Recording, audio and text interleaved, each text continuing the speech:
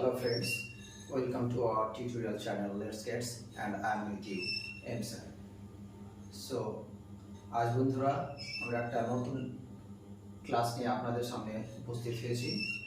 আজকে আমরা যে জিনিসটি জেনে নেব সেটি হচ্ছে এই হ্যাভের ব্যবহার কতভাবে হতে পারে এবং কি কি ক্ষেত্রে হতে পারে সেটা আজকে আমরা খুব সুন্দরভাবে জেনে নেব।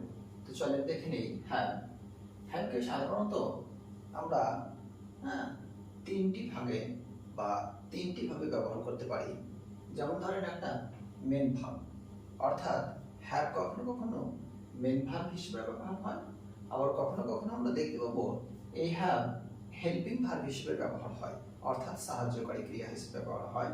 আবার কখনো কখনো আমরা দেখতে পাবো এই হ্যাভ টু, অর্থাৎ কিছু করতে হবে এমন অর্থে ব্যবহার করা হয়।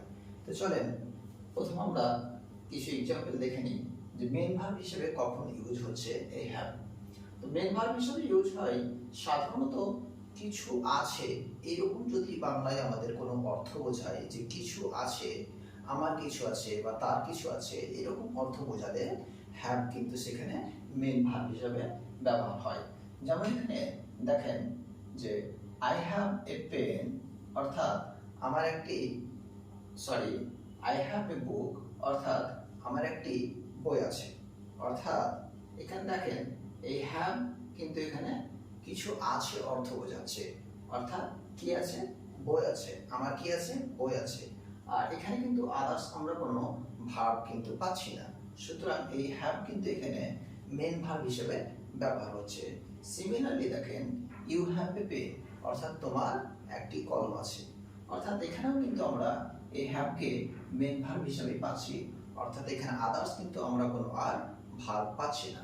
তাহলে আমরা বুঝে গেলাম যে হ্যাভ কখন মেন ভার্ব হিসেবে ব্যবহার হচ্ছে, অর্থাৎ যখন কিছু আছে এরকম অর্থ বোঝাবে তখন কিন্তু এই হ্যাভ মেন ভার্ব হিসেবে ব্যবহার হবে। তারপর দেখেন কখন হেল্পিং ভার্ব বা সাহায্যকারী ক্রিয়া হিসেবে এই হ্যাভ আমরা পাচ্ছি। দেখেন এখানে বলছে I have bought a pen, অর্থাৎ আমি একটি কলম কিনেছি। এই যে বট আমরা কিন্তু এখানে পাচ্ছি মেন ভার্ব বট। ভার্বের তিনটি ফর্ম থাকে আমরা জানি, যে প্রেজেন্ট ফর্ম, পাস্ট ফর্ম এবং পাস্ট পার্টিসিপেল ফর্ম। তো এখানে বট আমরা পাস্ট পার্টিসিপেল ফর্ম হিসেবে পাচ্ছি, অর্থাৎ হ্যাভের সাথে সবসময় ভার্ব V3 বা ভার্বের পাস্ট পার্টিসিপেল ফর্ম থাকে। তো এখানে বট হচ্ছে V3, আর এই যে হ্যাভ হচ্ছে সাহায্যকারী ক্রিয়া, অর্থাৎ হেল্পিং ভার্ব। এখানে কিন্তু হ্যাভ মেন ভার্ব হিসেবে ইউজ হচ্ছে না, মেন ভার্ব আছে এখানে বট, আর হ্যাভ হচ্ছে এখানে সাহায্যকারী বা হেল্পিং ভার্ব। বাস সেইভাবেই আমরা বলতে পারি you have written a letter, অর্থাৎ তুমি একটি চিঠি লিখেছো। সবেমাত্র জাস্ট কাজটা শেষ হয়েছে, এখনো তার রেস কিন্তু বর্তমান। এটি হচ্ছে প্রেজেন্ট পারফেক্ট টেন্সে আছে, এইভাবে ব্যবহার করা হয় প্রেজেন্ট পারফেক্ট টেন্সে। তো ইউ হ্যাভ এখানেও কিন্তু হ্যাভ এই সাহায্যকারী ক্রিয়া বা হেল্পিং ভার্ব হিসেবে ব্যবহার হচ্ছে। আর এখানে মেন ভার্ব আছে এই written V3, right road written, এই রিটেন হচ্ছে V3। তারপরে আমরা দেখে নেব হ্যাভ টু হিসেবে কখন ইউজ হচ্ছে। এই হ্যাভ টু হিসেবে কখন ইউজ হচ্ছে। এই হ্যাভ টু অর্থাৎ কিছু করতে হবে এরকম যদি কোনো অর্থ বোঝায় তবে কিন্তু আমরা হ্যাভ টু ইউজ করি। তো দেখেন কি আছে, আই হ্যাভ টু গো, অর্থাৎ আমাকে যেতে হবে। ইউ হ্যাভ টু প্লে, তোমাকে খেলতে হবে। তাহলে এখানে হ্যাভ টু ইউজ হলো, অর্থাৎ কিছু করতে হবে এরকম অর্থ বোঝাচ্ছে। অর্থাৎ তাহলে আমরা দেখে নিলাম এই হ্যাভের কত রকমের ব্যবহার, কখন মেন ভার্ব হিসাবে ইউজ হচ্ছে, কখন হেল্পিং ভার্ব হিসাবে ইউজ হচ্ছে, আবার কখনো হ্যাভ টু হিসাবে ইউজ হচ্ছে। তাহলে আলাদা আলাদা ক্ষেত্রে আলাদা আলাদা ভাবে এই হ্যাভ কিন্তু ইউজ হচ্ছে।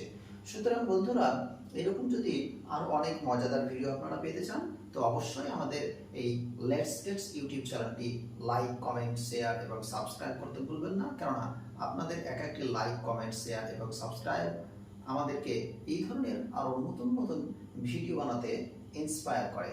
আর এই ধরনের নতুন নতুন ভিডিও পেলে আপনাদের কি হয়, আপনারাও কিন্তু জানতে পারেন বিভিন্ন গ্রামাটিক্যাল এবং স্পোকিং ইংলিশের ব্যাপারগুলি।